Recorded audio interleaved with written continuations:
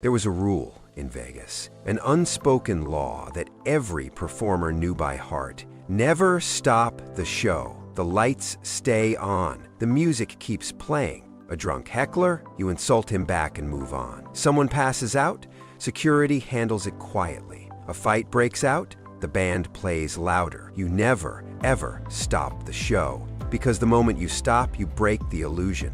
And Vegas was built on illusion. Dean Martin knew this rule better than anyone. He'd been performing in Las Vegas since 1957, 15 years by October of 1972.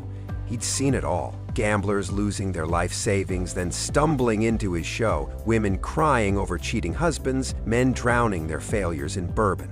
The Riviera showroom was a beautiful cage where people came to forget their real lives. And Dean's job was simple: keep them forgetting. He was good at it, maybe the best. That effortless charm, that knowing smile, that voice like warm honey. Dean Martin could make you forget your mortgage, your divorce, your dying mother. For 90 minutes, you were in his world, a world where everything was smooth and cool and nothing ever hurt. But on October 14th, 1972, Dean Martin broke the rule. He stopped the show, and nothing was ever the same. The night started like any other. Dean arrived at the Riviera at 7:45 p.m., 15 minutes before his 8 p.m. call time. He had a routine. Same dressing room, same setup, bottle of J&B scotch on the table, half full. He never drank the whole thing. Maybe 2 glasses throughout the night, the rest was for show.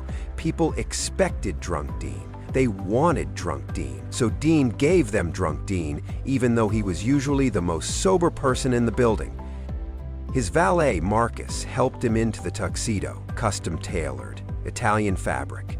Dean looked at himself in the mirror and straightened his bow tie. He was 55 years old, still handsome, still had that spark, but lately he'd been feeling something he couldn't quite name. A hollowness, like he was watching himself perform from somewhere far away. "You good, Mr. M?" Marcus asked. Dean forced a smile. "Always, Marcus, always." At 8:22 p.m., Dean walked onto the stage. The orchestra hit his entrance music. The spotlight found him. 1,200 people erupted in applause. Dean waved, blew a kiss to a woman in the third row, and grabbed the microphone. "Good evening, ladies and gentlemen," he said, his voice smooth as silk. "Welcome to another evening of trying to remember my lyrics and pretending this glass has water in it." Laughter rolled through the crowd. They loved him already. Dean launched into his opening number. "That's Amore." The crowd sang along, they always did. Dean moved through the song on autopilot. He'd performed it 10,000 times. He could sing it in his sleep, and some nights it felt like he was. Next came Ain't That a Kick in the Head? More applause, more laughter at his between-song patter. Dean was a professional. He hit every mark, every note, every joke. But inside, he felt nothing, just going through the motions. Another night in Vegas, another crowd of strangers, another performance where he pretended to be someone he wasn't sure existed anymore. Then came Everybody Loves Somebody. This was the big one, his signature song, the one that had given him his second act after the breakup with Jerry Lewis. Dean had performed this song so many times it had lost all meaning. It was just words now, just notes, just another product to sell. The orchestra began the intro, soft piano, gentle strings. Dean wrapped his hand around the microphone stand and started singing. Everybody loves somebody sometime. He was scanning the audience as he sang, not really looking at anyone, just moving his eyes across the sea of faces, smiling at the right moments, making eye contact with a pretty woman here, an older gentleman there, all part of the show. Everybody falls in love somehow. That's when he saw the commotion. Row 6, stage left. 2 security guards were leaning over someone. A man, older, gray hair. The guards were trying to get him to stand. The man was shaking his head, resistant. Dean kept singing. This wasn't his problem. Security would handle it. That was their job. Something in your kiss just told me. But the man wasn't moving, and now Dean could see why. The man was crying, not quiet tears, heavy, shoulder-shaking sobs. His face was buried in his hands, and the 2 security guards were trying to physically lift him from his seat. People around them were turning to look. Getting distracted, the illusion was breaking. Dean felt irritation flash through him, not at the crying man, at the guards. They were being too obvious, too aggressive. Handle it quietly, he thought. Don't make a scene. My sometime is... Dean stopped singing. The word now never came. His voice just stopped. The orchestra kept playing for another measure, then began to trail off. The trumpet player looked confused. The piano went quiet. Within seconds, the entire showroom fell into silence. 1,200 people staring at the stage, wondering what happened. Did he forget the words? Is this part of the act? Dean stood there, microphone in hand, staring at row 6, at the crying man, at the guards manhandling him. Something inside Dean snapped. Not anger, not fury, something deeper, something that had been building for months, years, a lifetime of performing, a lifetime of pretending, a lifetime of keeping the show going no matter what, and suddenly Dean was done. Done with the illusion, done with pretending, done with ignoring real human pain for the sake of entertainment. Stop! Dean said into the microphone. His voice was quiet, controlled, but it cut through the silence like a knife. Everyone, stop! The security guards froze. They looked up at the stage, confused, caught. Dean stepped away from the microphone stand and walked to the edge of the stage. The spotlight followed him. He raised his hand to shield his eyes from the glare, looking directly at the guards. "What are you doing?" Dean asked. Not aggressive, just curious. One of the guards, a heavy-set man with a crew cut, spoke up. "Just removing a disruptive guest, Mr. Martin, nothing to worry about." "Disruptive," Dean repeated flatly. He looked at the elderly man, who was now staring up at the stage with terror in his eye. "That man is crying. How is that disruptive?" "Some guests complained about the noise, sir." Dean was quiet for a long moment. You could hear breathing in the room. That's how silent it was. "The noise?" Dean said slowly. He looked out at the audience. "We're in a showroom in Las Vegas. There's music playing, people are laughing, glasses are clinking, slot machines are ringing outside. But someone complains about an old man crying? No one answered." Dean's jaw tightened. "Let him go." "Sir, we really should." "I said let him go." Dean's voice was still quiet, but there was steel in it now. "Step away from him, now!" The guards exchanged glances. Then, slowly, they released the elderly man and stepped back. The man slumped into his seat, his whole body trembling. Dean stood at the edge of the stage, looking down at him. The man looked up.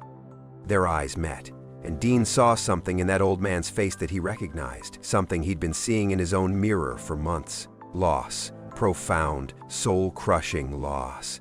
"What's your name?" Dean called out. The man's voice was barely audible. "Joseph." "Joseph what? Joseph Castellano," Dean nodded.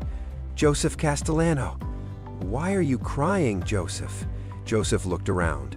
1,200 people staring at him. He looked mortified. I'm sorry, Mr. Martin. I didn't mean to disrupt." "You're not disrupting anything," Dean interrupted. "I'm asking because I want to know. Why are you crying?" Joseph's face crumpled. He tried to speak but couldn't. He just shook his head, pressing his handkerchief to his face. Dean made a decision. He walked to the stage stairs and descended into the audience. Gasps rippled through the crowd. The king of cool, in his perfect tuxedo, walking through the audience mid-performance. This wasn't part of any act they'd ever seen. Dean made his way to row 6. People pulled their chairs back to let him pass. When he reached Joseph, Dean crouched down beside his chair, eye level, man to man. "Tell me," Dean said softly. The microphone on stage wasn't picking this up. This conversation was just between them. "What happened?" Joseph looked at him with red, swollen eyes. "My wife," he whispered. "She died 3 months ago." Dean's expression didn't change, but something in his eyes softened. "What was her name?" "Maria." "How long were you married?" 52 years. Joseph's voice broke. 52 years, Mr. Martin, and then she was gone. Just gone. Dean was quiet, listening, really listening. That song, Joseph continued. "The one you were singing? That was our song. Everybody loves somebody. We danced to it at our wedding. We played it every anniversary. She loved your version." She'd play the record and close her eyes and smile and... He couldn't continue. The tears came too hard. Dean put his hand on Joseph's shoulder. Firm, steady. "You came here to hear it," Dean said. It wasn't a question. Joseph nodded. "I thought maybe if I heard you sing it, I could feel close to her again. Just for a few minutes. But when you started singing, I couldn't hold it in. All the grief just came out, and I couldn't stop it, and those men were going to throw me out, and I just... I'm sorry." "Don't apologize," Dean said. His voice was still soft, but there was an edge to it. An intensity. "Don't you dare apologize for loving your wife." Joseph looked at him, really looked at him, and he saw something in Dean Martin's face that nobody in that showroom was seeing. He saw pain. Carefully hidden, expertly concealed, but there. Pain recognizing pain. Dean stood up. He turned to face the audience. His voice, when he spoke, carried to every corner of the room without him even needing the microphone. "Ladies and gentlemen, I need to tell you something." He paused, choosing his words carefully. "I've been performing in Vegas for 15 years. I've sung these songs a million times. I've told the same jokes, made the same moves, done the same act, night after night, year after year, and somewhere along the way I forgot something important." The room was absolutely silent. You could hear the air conditioning humming. "I forgot that music isn't about me," Dean continued. "It's not about hitting the right notes or getting the applause or selling out the room. Music is about connection. It's about touching something real in people. It's about acknowledging that we're all human. We all love, we all lose, we all hurt." He gestured to Joseph. "This man came here tonight carrying the weight of 52 years of love. 52 years. And when I sang a song he shared with his wife, he cried. Because he's still in love with her. Because she's gone. Because grief doesn't have a timeline or an expiration date." Dean's voice got harder. "And some people in this room complained about that.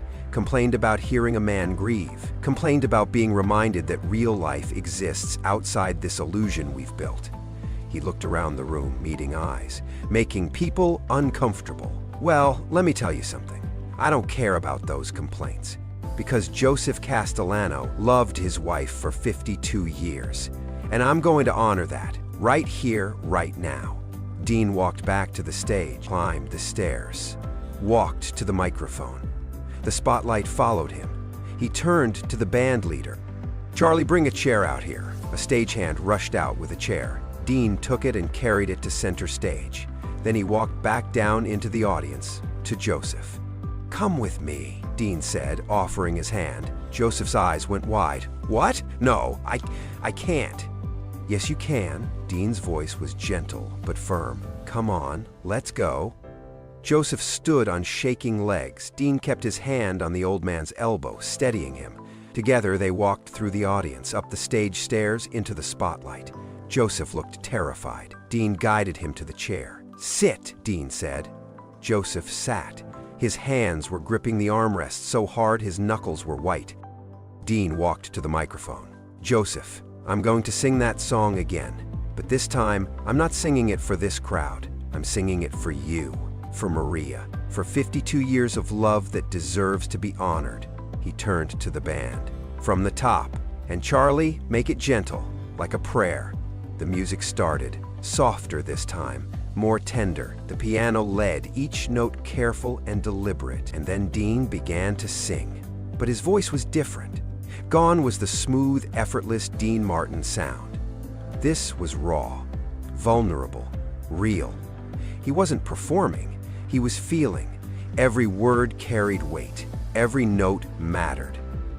"Everybody loves somebody sometime." Joseph sat in the chair, tears streaming down his face, but he wasn't hiding them anymore. Wasn't ashamed. He was listening. Really listening. And you could see it happening. He was somewhere else. Somewhere with Maria.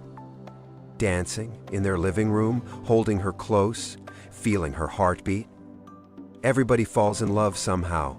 The audience was crying now. Not everyone, but enough, because they understood. They'd all loved someone. They'd all lost someone. or they knew they would, and Dean Martin was giving them permission to feel it, to acknowledge it, to let it be real.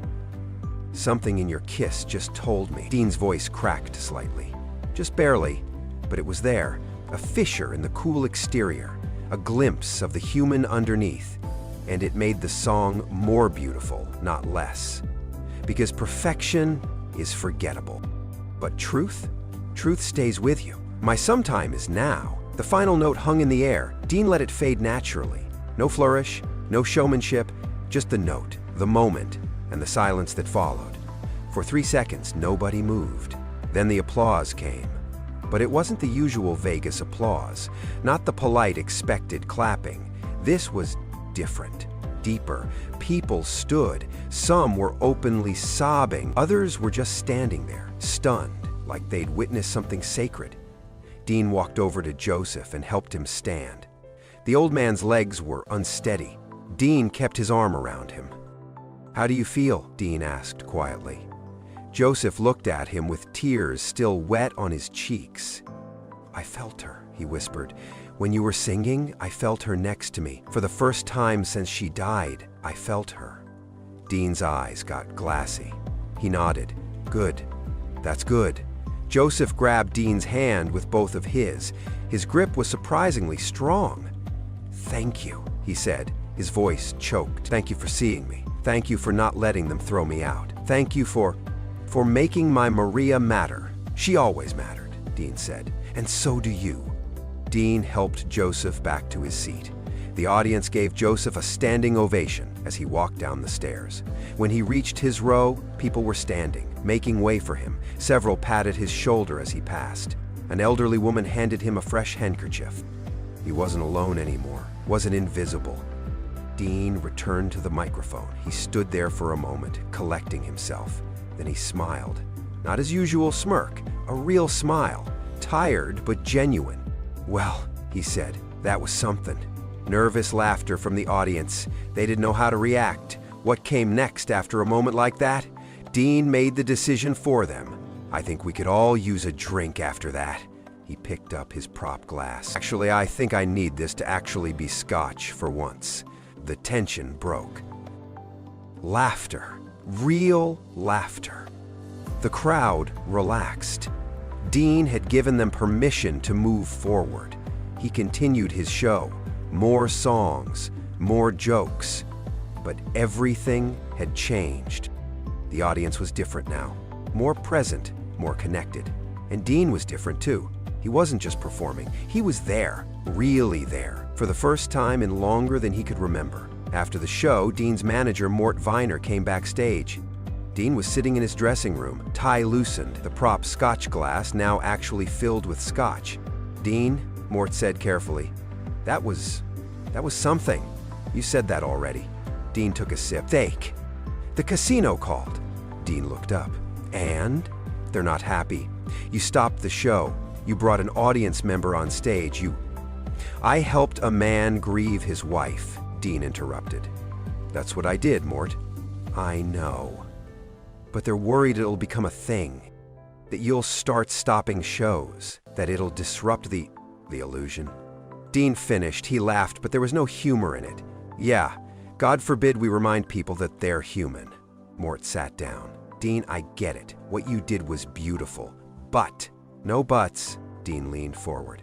"I've been doing this for 30 years, Mort. 30 years of being Dean Martin, the smooth guy, the cool guy, the guy who never lets anything touch him. And you know what? I'm tired. I'm so goddamn tired of pretending. Dean, that man tonight, Joseph, you know what he had that I don't? He had the courage to feel, to really feel, to cry in a room full of strangers because he loved someone that much. And I've spent my entire life running from that, hiding from that, pretending that nothing matters enough to break me." Dean's voice got quiet. "But it does, Mort. Everything matters. And pretending it doesn't, that's not cool. That's just cowardice." Mort was silent for a long moment. Then he said, "So what do you want to do?" "I want to do more nights like tonight," Dean said. "I want to sing songs like they matter. I want to look at people like they're real. I want to stop pretending that this is just a job." "The casino won't like it," Dean smiled. then they can find another singer. Mort stood up, walked to the door, turned back. For what it's worth, Dean, I'm proud of you. What you did tonight, that took guts. After Mort left, Dean sat alone in his dressing room. He poured another scotch, drank it slowly, and for the first time in years, he felt something other than numbness. He felt alive, raw, present.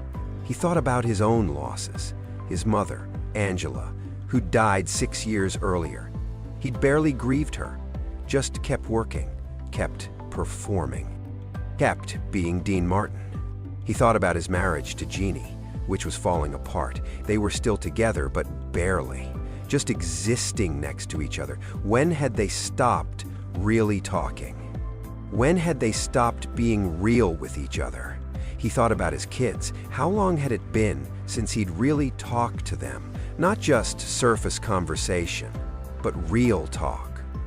About life, about love, about what matters. Dean realized that Joseph had given him a gift tonight, not the other way around. Joseph had shown him what courage looked like, what love looked like, what being human looked like. And Dean had spent his entire life running from those things. Not anymore. The next night, Dean performed again. Same showroom, different audience. During Everybody Loves Somebody, he sang it differently, slower, more deliberately, like he was feeling every word for the first time. Halfway through, he stopped playing the drunk character. He put down the prop glass and just sang. Just himself, no act, no persona, just Dean. The audience noticed. You could feel it in the room. Something had shifted. Dean Martin wasn't performing at them anymore. He was performing with them, for them, as one of them. After the show, a woman approached him backstage. She was maybe 45, tears on her face.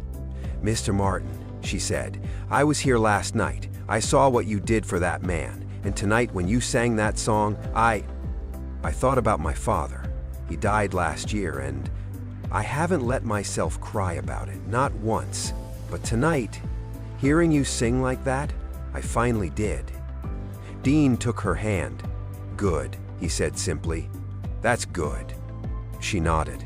"Thank you for teaching me that it's okay to feel, that it's okay to grieve, that it's okay to be human." After she left, Dean stood there thinking. He'd performed thousands of shows in his life, made millions of dollars, achieved fame beyond most people's wildest dreams. But these moments of real connection, this was what mattered. This was what he'd been missing. Word spread fast in Vegas. Other performers heard about what Dean had done. Some admired it. Others thought he'd lost his mind. "You don't stop the show," they said, "ever." But Dean didn't care. He'd broken the rule, and in breaking it, he'd found something more valuable than all the applause in the world.